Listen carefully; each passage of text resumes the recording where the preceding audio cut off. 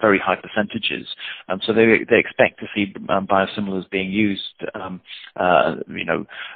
new starters, for replacements. So you're seeing very high penetration levels in the German market.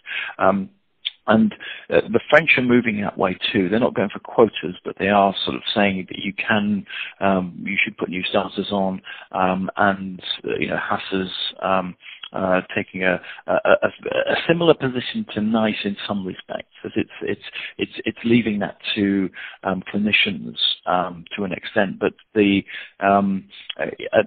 French hospital system is embracing the cost savings that biosimilars bring.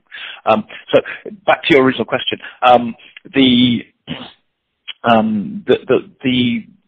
the competition will be very significant in lowering the price. If there's only one biosimilar, then the degree to which the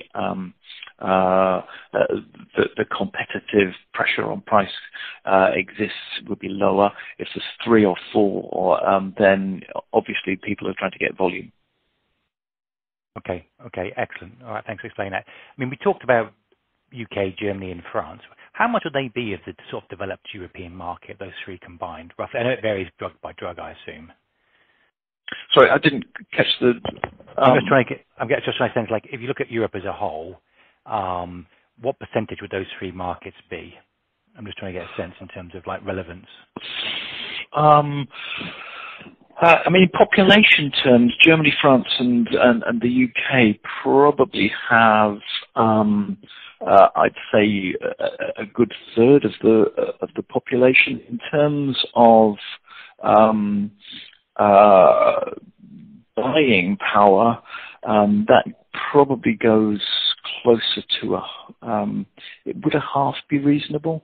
A half might be reasonable. So I would say you're getting close to them being 50%. I mean, the Swedish markets and the Nordic markets, their populations are relatively small, but their buying power is high. The Spanish and the Italian markets are, the Italian market in particular is very much one driven by,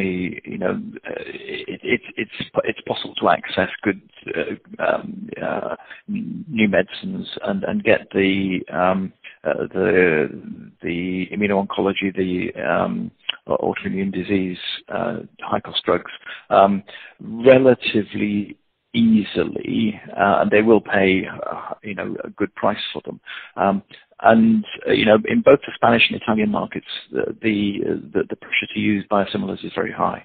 Particularly the Spanish market. The Spanish and Portuguese have moved into very hard bargaining positions, and they've driven some very competitive deals, particularly in HIV, for example. No, not HIV, Hep C drugs.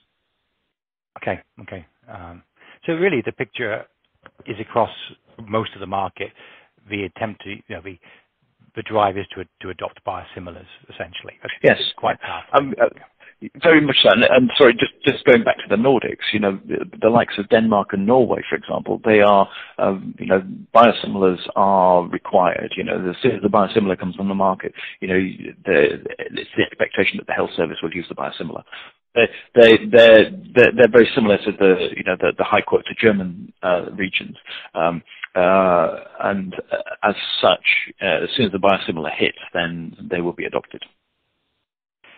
And just basically both for the Nordics, say, and somewhere like Germany, is it, if you are a biosimilar, winner takes all, in the sense that there's some sort of tender process, and if you win, that means that your biosimilar will have a very high market share indeed, and other biosimilars will be closed out? Do you know what I'm saying? Yes. I'm not sure on the mechanisms in all of those countries.